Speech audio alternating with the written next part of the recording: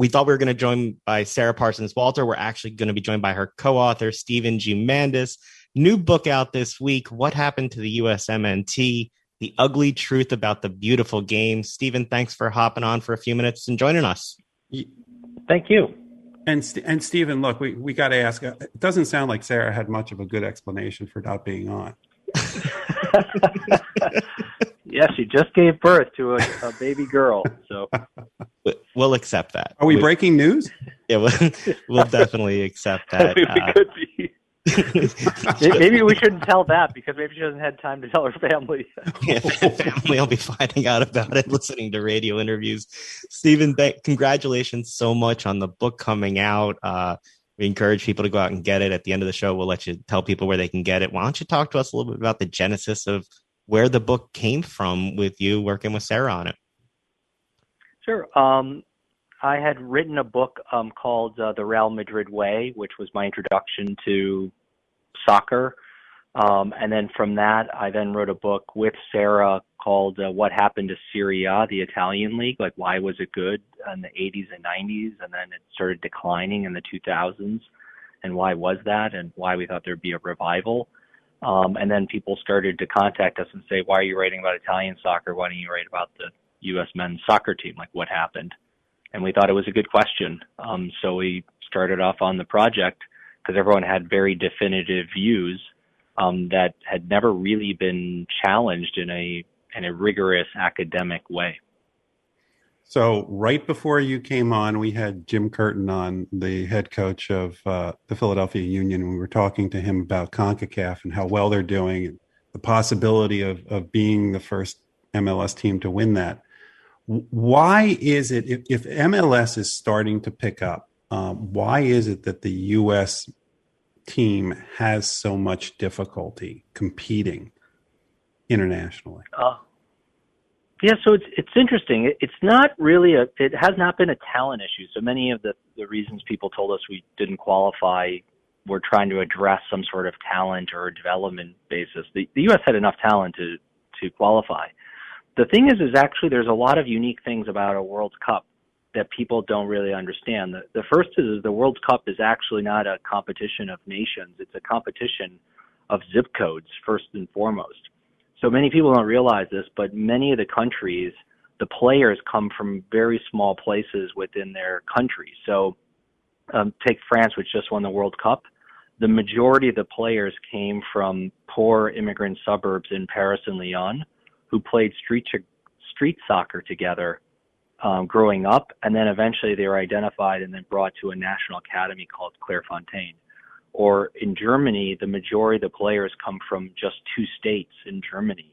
And actually, if you look at the starting 11 players in Germany, 7 of the 11 came from 2 development academies, Bayern Munich and Schalke.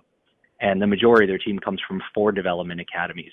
So there's this there's this familiarity that is going on because many of them come from the same development academies. So when we talk about the German team, we're talking about Bayern Munich and a few academies. Or Italy, we're talking about Juventus and a few academies. In Spain, we're talking about Barcelona and a few academies. And so the United States has lost that familiarity. It's one of the key things that we learned. Sorry, it seems like in the book, you do a lot of looking at the identity of the U.S. team and the style of play. You know, I saw in the review if the Italians have Catenaccio and the Spanish have Tika Tika and Dutch have total football. We need to cultivate the American way and embrace it. Can you talk more about that argument that you make? Sure. So in the U.S., we had a identity which was primarily grit, never give up, being physical and athletic, being underdogs. And then our style of play was counterattack, compress space, and working groups defensively.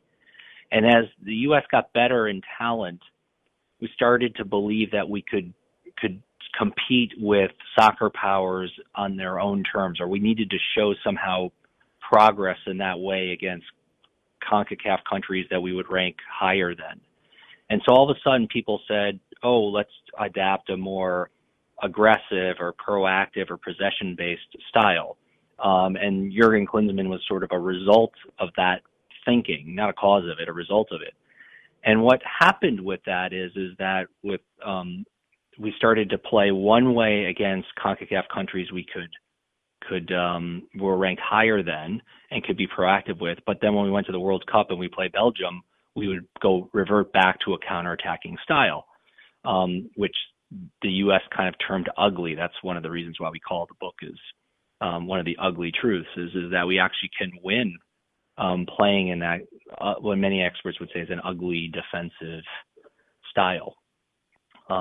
So then what has happened is by trying to be two things, the United States lost its identity in that process. And that's one of the things about the book that is unique or different is we interviewed people outside the United States. So when we interviewed a very famous coach in Spain, and I asked him, why do you play one way against Barcelona and Madrid, and why don't you then play a more proactive way against the lower ranked teams in La Liga? He explained to us, but if we do that, we're going to lose who we are, the essence of who we are, which is a gritty team that counterattacks. So I want to stick with one identity, one style of play. So what's the answer?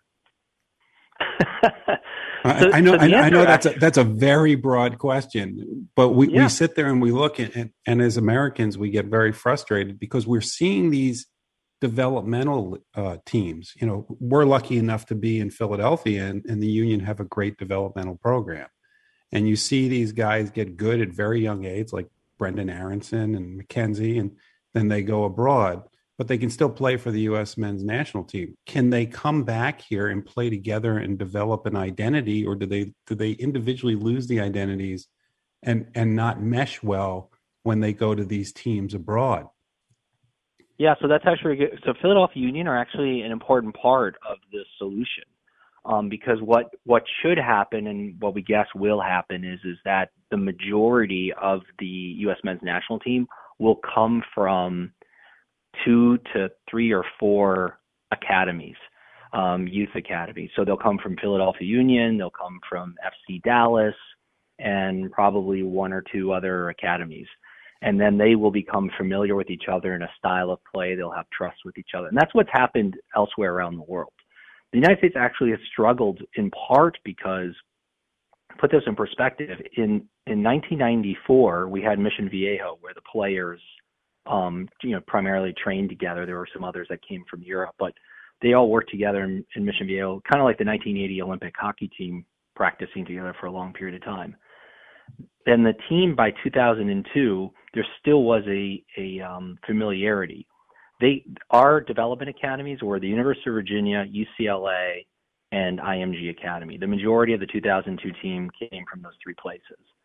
But that has gone away. So by the time you get to Jurgen Klinsmann, you had the players, the 23 players played in 9 different leagues. And so we started to lose this familiarity of the players playing with each other. There was some remnants of it of the older generation on that team, but that has sort of gone away over time. So now that's going to get reversed with these development academies. So they just need a little bit more time. To that end, above the academies, you look at how building a team on the international stage differs critically from building a successful club team. Is that something that on a management level, U.S. soccer has been slow to embrace in terms of how they actually construct their team to develop that style and identity? Well, I think we give the federation too much credit and too much blame. So you just mentioned the 4 last World Cup winners. So they were France, Germany, Spain, and Italy. All of them are in the top 5 leagues in Europe. And the majority of their players come from those domestic leagues. So 21 of the 23 players in Germany or 21 of the 23 players in Spain, they're from their domestic leagues when they won the World Cup.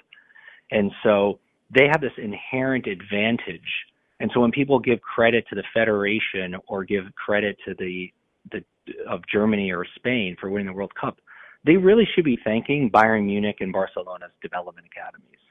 And I think that's what those academies have done, or what the federations have really done, is encourage that development and encourage players going through that system. So in Germany, for example, the Bundesliga and the Federation give bonuses. So like the Philadelphia Union, if they have a really good academy, they would actually get bonuses from the Federation to encourage that. And I think that's one of the things MLS and the Soccer Federation may need to think about is how do we make sure that these development academies are getting rewarded for developing players, because that's really where the players come from. And then with regards to identity, this is one of the things is we just think that there's been a focus on having coaches that have a European influence or encouraging them to have a European style and get away from what we say is already an existing American style. So are we on the right track now? I think Greg Berhalter and Brian and Ernie, like they understand the culture of the U.S. And what the team really means and what the identity is. And I think what we'll see, it's a little early to tell, right? Because they haven't, with COVID and everything else, Greg hasn't really had a chance. But if you look at some of the more recent performances, it looks like Greg is, instead of having a counterattack play, what he may be doing is the more modern version of that counterattack play may actually be the high press, working together sort of collectively in a high press and utilizing the talent and athleticism some more. So we'll see what happens. So I think that would be good. If you look at the talent development, we have actually fewer players playing in the top 5 leagues in Europe than we did in 2010. There's actually been a decline from 2010 through 2017, and then now it's been increasing. It's not where it was in 2010. People are actually shocked when we show them the data on that. But the players are 21 years old, where in 2010 they were 29 years old. So that just tells you there's a really big upswing that's coming with regards to these players and the development. So that is good. And then I do think that they really need to focus in on the identity. And the challenge of that is that you have all these players with many different backgrounds playing in many different leagues still and many different teams. And so how do you build a culture where these players know each other and trust each other? That's, if you ask me, that's actually Greg's biggest challenge. The book is What Happened to the USMNT, The Ugly Truth About the Beautiful Game. Stephen, where can people get the book? It's available in bookstores as well as online like Amazon and places like that. We wish you the best of luck with it. We thank you for the time and look forward to talking to you more about the state of soccer as we go forward. Great. Thank you very much for having me on. Great program. You have a great day.